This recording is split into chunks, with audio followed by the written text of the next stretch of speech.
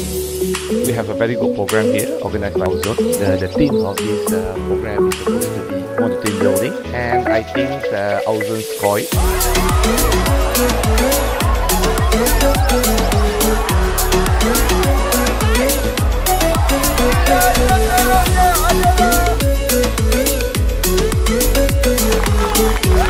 Okey, apa kita belajar nilai setiap orang ada nilainya. Kita tak boleh pandang orang tu remeh lah.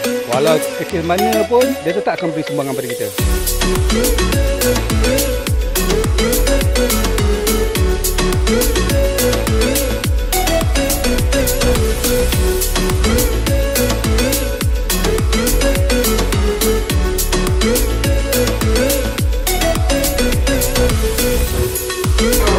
Malam ni nama dia Murni. Objektif aku main ni adalah nak buka tempat.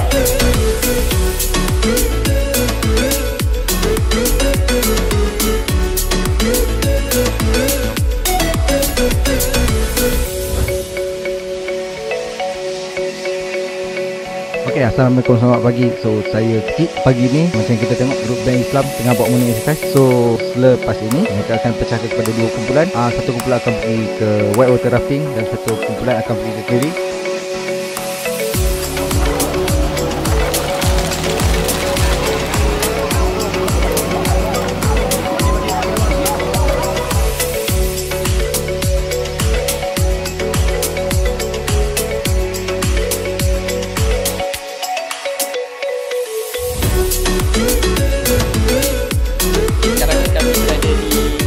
Dalam dua kurung. Memang puncalah kawasan ni memang amat unik dan cantik, khazanah alam.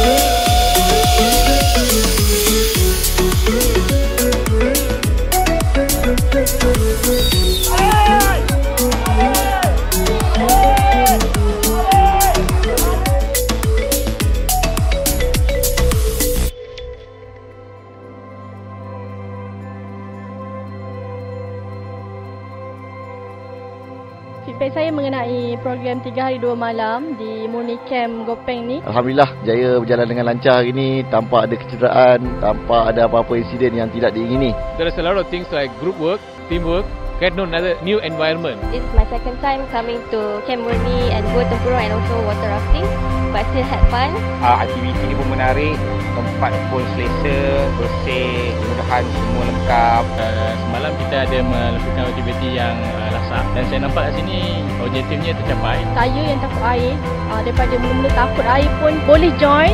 Dia macam mencabar kita punya ketakutan lah. And then caving, bagi siapa yang takut gelap, siapa yang takut sempit, memang patut cabar diri sendiri untuk pergi sampai habis program ni. Sebab nanti korang akan rasa macam bangga dengan diri sendiri. Dan akhirnya korang mampu untuk buat apa yang korang rasa korang tak mampu sekarang ni. Outzones Adventure, terima kasih. Kami rasa happy sangat. Kita boleh recommend aktiviti ni pada mana-mana company. Very good. This is a very good program if you want to engage the Outzones in the future. I would highly recommend Outzones.